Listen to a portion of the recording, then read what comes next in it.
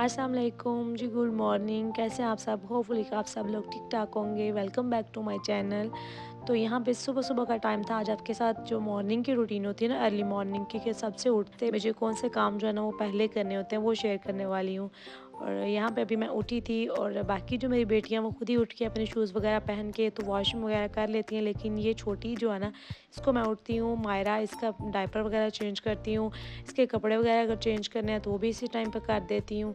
और फिर मैं उठ के तो दूसरा काम ये करती हूँ कि अपनी जो सॉक्स होती हैं ना वो पहन लेती हूँ। अच्छा, ये पहनना काफ़ी ज़रूरी होता है क्योंकि ठंड से अगर खुद को बचाएँगे तो फिर ये अपने बच्चों का भी ख़्याल रख सकेंगे और अपने घर का भी। तो बेहतर होता है कि इंसान थोड़ी बहुत केयर कर ले और पाँव जो है ना वो ख़राब नहीं होते सॉक्स पहनने से। रात को सोते वक़्त मैं उतार के पास साइड टेबल पे रख लेती हूँ कि सुबह उठते ही सबसे पहले काम ये करूँगी कि सॉक्स पहन के फिर नीचे उतरूँगी। अगर ये काम स्किप कर देना तो फिर सारा दिन बंदा सुस्ती कर जाता है कि अभी पहनूँगी, तो पहन ही नहीं सकता दोबारा से।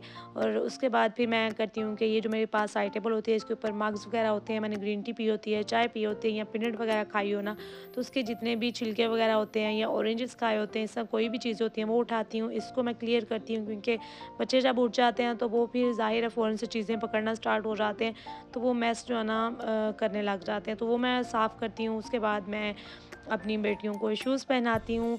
इसको शूज़ मुझे खुद पहनाने होते हैं, बाकी फिर भी खुद पहन लेती हैं, लेकिन इसको ना मैं खुद ही पहना के। और आज मैंने इसको ऑयलिंग भी थोड़ी बहुत करनी थी क्योंकि आज मैंने इनको शावर भी देना था। आज या कल मैं इनको शावर देने वाली हूँ। इतना ज़्यादा ऑयल नहीं लगा रही क्योंकि सर्दियाँ हैं और सर्दियों में ऑयल ज़्यादा लगाने से बाल जो है ना वो सर वो ठंडा हो जाता है और बच्चों को ठंड लगती है। बिल्कुल हल्का-सा 2-3 ड्रॉप्स जो है ना मैंने इसके बालों में ऑयल लगाया था ताकि इसके बाल जो है ना वो थोड़े से सॉफ्ट हो जाएँ। और वैसे भी हम लोगों ने 1-2 रोज़ में मामा लोगों के यहाँ शिफ्ट होना था शादी के लिए, तो इसलिए मैं चाह रही थी कि इनको नहला के ना घर से लेके जाऊँ ताकि वहाँ पे जाके मुझे दोबारा नहलाना ना पड़े और शादी वाले दिन फिर दोबारा से नहला लूँगी। और उसके बाद मैं अपना जो बेड है उसको सेट करती हूँ, सफाई करती हूँ घर की और फिर उसके बाद नाश्ते की साइड पे आती हूँ। और जब उठ के आप ये काम जो है ना वो सबसे पहले अपने कंप्लीट कर लें, अपना रूम सेट कर लें और बच्चों को थोड़ा बहुत नीट कर लें, तो काफ़ी ज़्यादा जो काम है ना वो हो जाते हैं। अच्छा, हम इस तरह की होम मेकर्स होती हैं कि जब भी हमारी आँख खुलती है सोए तो हज़ार कामों की जो लिस्ट होती है ना वो हमारे माइंड में चल रही होती है कि अभी हमारा ये काम होना है, अभी उठ के सबसे पहले ये करना है, सबसे पहले ये करना है, उसके बाद ये काम करना है। तो इस तरह से काम जो है ना वो माइंड में चल रहे होते हैं। तो एक तरफ से ये अच्छी बात भी होती है कि आपको पता होता है आपने काम करने हैं और दूसरी तरफ से बुरी हैबिट भी होती है कि उठते ही टेंशन स्टार्ट हो जाती है कि ये काम होने वाला है, वो काम होने वाला है। अच्छा, बच्चों को साथ एंगेज लाज़मी रखा करें, इस तरह बच्चे तंग भी नहीं करते और थोड़ी बहुत आपकी हेल्प भी हो जाती है। और उसके बाद मैंने कपड़े रात के ना काफ़ी ज़्यादा वॉश किए हुए थे, वो मैंने छत पे फैलाने थे क्योंकि आज थोड़ी बहुत धूप निकली थी, लेकिन काफ़ी दिनों से ना धूप नहीं निकल रही थी। आज थोड़ी बहुत धूप निकली तो मैंने सोचा इनको पहले छत पे डाल आती हूँ ताकि ये ड्राई हो जाएँ, क्योंकि बच्चों के कपड़े इस तरह से होते हैं कि ना तो आप इनको रख सकते हैं और डेली इनके वॉश करने होते हैं, डेली पहनाने भी होते हैं, तो ये मस्ट जो है ना वो ड्राई करने होते हैं। एज़ अ मदर इतनी ज़्यादा रिस्पॉन्सिबिलिटीज़ होती हैं कि इंसान जो है ना उनको पूरा करते-करते थक जाता है। कभी-कभार तो इंसान ना चिड़चिड़ा भी हो जाता है। अक्सर इंसान चिड़चिड़ा हो जाता है काम कर-कर के ना, तो ये कामों की टेंशन होती है, कामों का बोझ होता है जिनसे इंसान को ना मतलब थोड़ी बहुत थकन महसूस होती है। जब वो रेस्ट करता है दोबारा से रिचार्ज हो जाता है, अपने आप को एक्टिवेट करता है, मोटिवेट करता है, तो दोबारा से रिचार्ज हो जाता है। फिर सेम वही जो रूटीन होती है ना उसको फॉलो करता है, वही काम जो है ना वो दोबारा-दोबारा से करने होते हैं। डेली कपड़े वॉश करना, सफाई करनी, खाना बनाना, बच्चों को खिलाना और बाकी घर के हज़ार काम होते हैं जो साथ-साथ करने होते हैं। इंसान हर चीज़ को ना तो रिकॉर्ड कर सकता है, ना ही मतलब डेली आपको मैं वही काम जो है ना वो सेम दिखा सकती हूँ।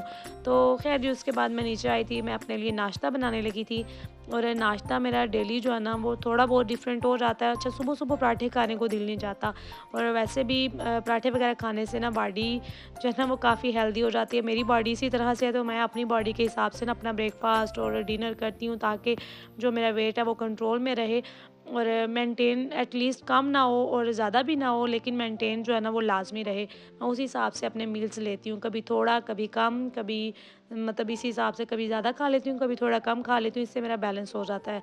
तो उसके बाद अभी मैं अपने लिए चाय रखने लगी थी। अच्छा, मैं आपके साथ ना अपनी चाय की रेसिपी शेयर करती हूँ। यहाँ पे मैंने 2 मग्स ले लिए हैं, एक में मैंने पानी डाल लिया और एक में मैंने दूध ऐड कर लिया। और ये 2 कप मैं चाय बना रही थी, एक अपने लिए और एक आप ही के लिए, तो उतना ही मैं पानी ऐड करती हूँ जितना दूध, और साथ पत्ती आपने अपने हिसाब से ऐड करनी है और साथ 2 टेबलस्पून मैं इसके अंदर चीनी ऐड करती हूँ। अच्छा, 1 टेबलस्पून चीनी के अंदर 20 से 30 कैलोरीज़ होती हैं, जिसका इतना ज़्यादा कोई फ़र्क नहीं पड़ता।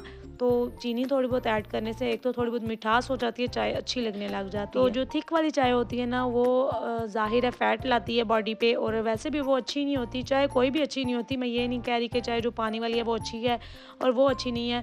तो चाय कोई भी अच्छी नहीं है, नहीं पीनी चाहिए। लेकिन जो लोग लगे हुए हैं हमारी तरह, जो लोग नहीं रह सकते चाय के बगैर, तो वो एटलीस्ट थोड़ा-सा पानी डाल के उसको बना लिया करें, बजाय ये कि दूध पत्ती पिएँ। और उससे एक तो मोटापा भी आता है, दूसरा वो ना काफ़ी ज़्यादा हार्मफुल होती है आपके लिए। अच्छा, काफ़ी ज़्यादा मैंने चाय के बारे में लेक्चर दे लिया, क्योंकि मैं खुद भी पतली चाय पीती हूँ, तो मैं कोशिश करती हूँ कि लोगों को ये चीज़ पता चले कि थिक चाय में और पतली चाय में क्या फ़र्क है। अक्सर लोग कहते हैं कि चाय पीनी है तो आधा कप पीनी है या 1 घूंट पीनी है, तो बंदा थोड़ी-सी संघनी पी ले, थिक वाली पी ले, ज़रूर पतला पानी पीना है। लेकिन थोड़ा-थोड़ा भी अगर हम खुद को कंट्रोल करेंगे ना, तो काफ़ी हद तक हमारी जो हेल्थ है ना, वो अच्छी हो सकती है। नाश्ता मेरा रेडी हो गया था और आज मैंने अपने लिए सैंडविच बना लिया था 2 एग्स का, और ये इतना मज़े का लगता है ना, इसके अंदर मैं केचप वगैरह लगा के ना हल्की-हल्की सी, तो आराम से सबसे लास्ट पे बैठ के अपना नाश्ता करती हूँ। गर्मियाँ हो या सर्दियाँ हो, एग को लाज़मी अपनी डाइट में इंक्लूड किया करें। अपने बच्चों को भी 1 एग लाज़मी खिलाया करें और खुद भी खाया करें। अच्छा, मुझे नाश्ता बनाना और नाश्ता करना सबसे अच्छा काम अपना लगता है, और नाश्ता करना भी मुझे सबसे अच्छा सारे मील्स में से लगता है।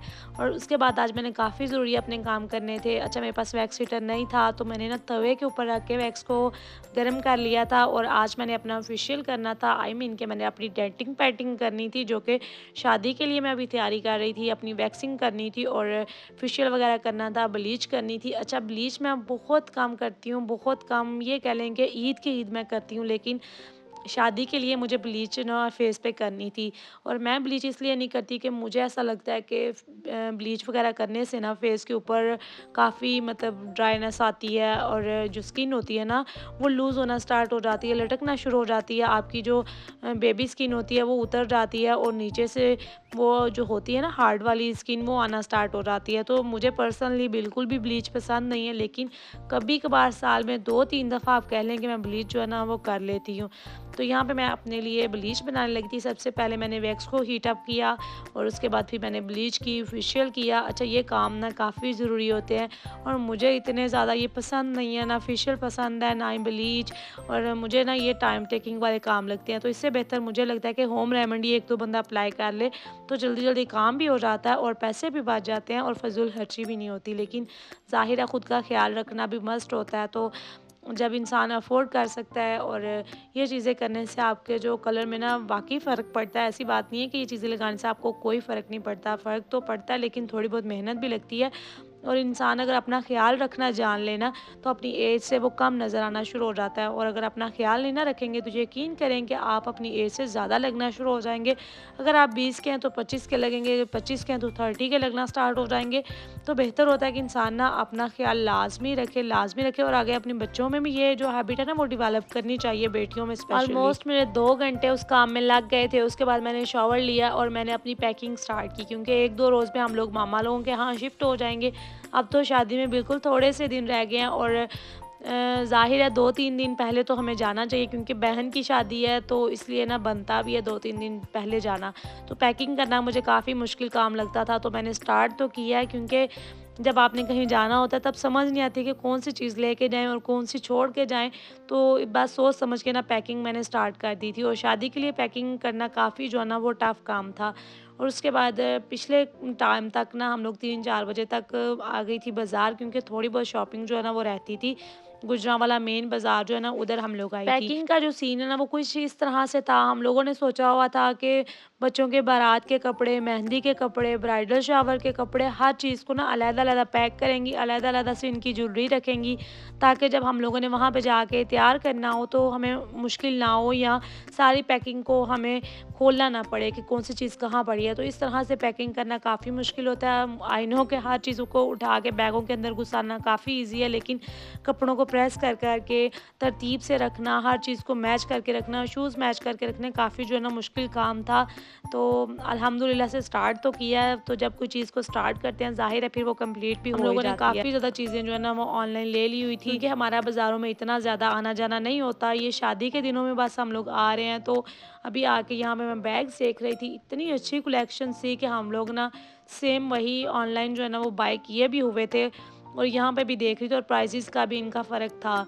यहाँ पे थोड़े से जो है ना वो लेस प्राइस में थे और वहाँ पे एक्सपेंसिव जो है ना इन लोगों ने ऑनलाइन लगाए हुए थे। आज का जो व्लॉग था ना वो यहीं तक का था और इसके बाद वाला जो नेक्स्ट व्लॉग आएगा ना वो इंशाल्लाह हम लोग मूव हो जाएंगे मामा लोगों के यहाँ। मैं आपके साथ प्रॉपर व्लॉग शेयर करूँगी कि क्या हुआ, किस तरह से हुआ। और थैंक यू सो मच, आपने पिछले व्लॉग में भी इतना ज़्यादा प्यार दिखाया। आपने मतलब रिक्वेस्ट की कि आप शादी के अच्छे-अच्छे व्लॉग्स बना के शेयर करें, तो मैं लाज़मी आपके साथ शेयर करूँगी। और बच्चों के ड्रेसेस के बारे में काफ़ी मुझे कमेंट्स आए हैं कि आपने वो नहीं शेयर किए या अपनी जो ड्रेसिंग है ना वो नहीं शेयर की। तो जब-जब मैं पहनूँगी तब-तब मैं आपको बताऊँगी कि मैंने कहाँ-कहाँ से चीज़ें ली थी, क्योंकि पहले कपड़े वगैरह दिखाना हमारी तकरीबन फैमिली ससुराल वाली में से भी और मैके वाली में से भी हर कोई हमें देख रहा होता है। तो इस तरह से अपनी शॉपिंग, अपने कपड़े, हर चीज़ पहले दिखाना ना मुनासिब नहीं लगता। ऐसे लगता है जैसे शो ख़त्म हो गई हो। और ये चीज़ हम औरतों में ना काफ़ी ज़्यादा कूट-कूट के भरी होती है कि हमारी चीज़ें हमारे पहनने से पहले ना कोई देखे और ना उसके जैसी किसी और ने पहनी हो। तो बस जी यहीं तक था आज का व्लॉग। मिलते हैं नेक्स्ट व्लॉग में। दुआ में मुझे याद रखिएगा। अल्लाह हाफ़िज़।